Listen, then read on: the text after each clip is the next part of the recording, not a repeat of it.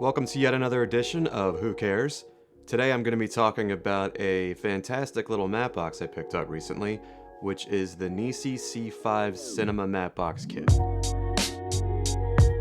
Now, I originally intended to purchase this as a temporary solution for its VND to use with my new RED V-Raptor, because I eventually want to go with RED's electronic ND PL to RF mount, but it's crazy expensive, and having just bought a RED V-Raptor, I'm not about to drop another $3K or whatever it is. However, I recently had the chance to break this matte box in on my RED V-Raptor, and it worked fantastic. So I intend to use it pretty much every time I use my RED V-Raptor from now on, as well as my Sony FX6 when the internal VND isn't enough. That hasn't happened yet, but that doesn't mean it won't. Now, having been set on going with a PL to RF mount for my RED that's ND capable, I researched pretty much every one of them on the market, as well as other competing matte boxes in case I decided to go that route. Mainly Kippertai's Strata and Revolva, I think that's how you say that, as well as Breakthrough's Cinema DFM PL to RF mount with X4 VND, the Mofage Poco, and the Mike PL to RF mount, as well as, of course, RED's END, which is the one I intend to eventually go with.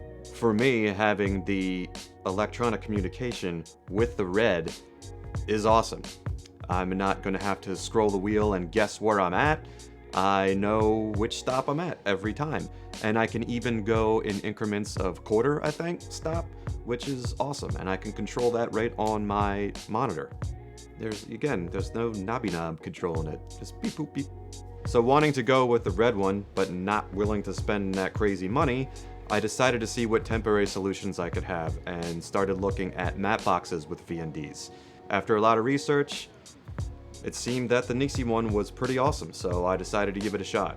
So after getting NiSi C5 matte box and using it a few times and testing it, even though it was a temporary solution, I think it's a keeper. It seems that with NiSi's True Color VND, it's the best on the market in terms of color casting. And the reason why is the VND only gives you 5 stops of neutral density, which stays in that true color range. Going above that, you start to get some color casting. And also not going into that higher range, that eliminates the possibility of getting the X or any strange patterns in your image. And the kit that I went with, which is the Cinema kit, also comes with the 1.2 ND 4x5 6.5. That coupled with the VND gives you a total of 9 stops of ND with very minimal color casting, so that's pretty rad. Now there's a shit ton of positives with this matte box, but here are the main ones. The build quality is surprisingly awesome for the price, and compared to other matte boxes in the market with similar prices.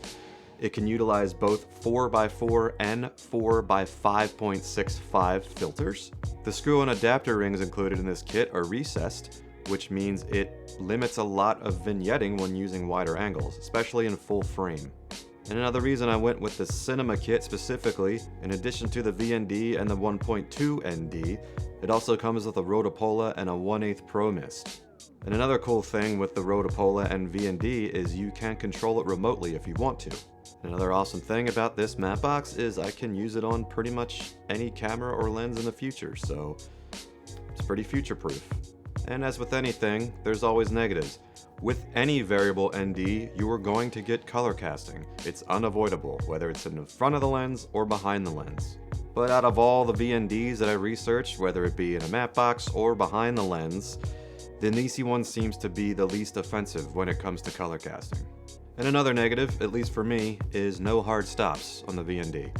This isn't the end of the world, but it can make it pretty difficult when you're trying to match other cameras that are using hard stops, since you won't really be able to tell which stop you're on.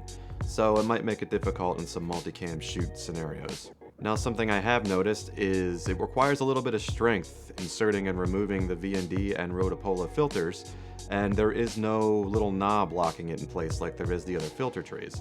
So it seems to be kind of a tight squeeze. I could be doing something wrong, which is entirely possible and extremely likely, but it's just something to be aware of. And another thing to consider is you can only use one 4x4 or one 4x5.6 filter at a time. Not the end of the world, but it may be limiting for some. And for those who like to adapt their mailbox And for those of you that like to adapt their matte boxes via 15mm rails, there is currently no way to do that with this matte box. But for me, I've never really needed that for clamp-on mailboxes, but for those that do like the option, this may not be for you. And last but not least, the plastic knob that locks the top flag in place seems to be somewhat cheap. So I'm not sure how long that's going to last after heavy use, so we'll see. But for me, the positives far outweigh the negatives. But for me, the positives far outweigh the negatives, which in all fairness aren't limited to the C5 and seem to be general issues I have with most matte boxes in this price range. In my opinion, which you never asked for in the first place, there is no other affordable matte box on the market that compares with the C5, especially the Cinema Kit. And with the C5, there are 3 kits available. Alright, I'm reading this and using B-roll, fuck it. The starter kit at $199 includes just the matte box, adapter rings, flag, and the case. Then there's the filmmaker kit at $569, which includes everything except the Rotopola, and it includes the VND 1.2 ND filter and the 1.8 Pro Mist. And then there's the Cinema Kit for $699, which is the one I went with. It includes it all, which, if you ask me, is the best bang for your buck, in my opinion. So I want to thank NiSi for getting me an awesome discount on this thing, and I'll definitely be sure to head straight to them for all my filter needs in the future. And a big thanks to all of you for watching and potentially caring about what I have to say about it, or anything else at all. And coming up next time is probably an explanation on my insane, possibly bankruptcy-inducing decision on getting a Red Raptor. Until then, drink 'em if you got 'em.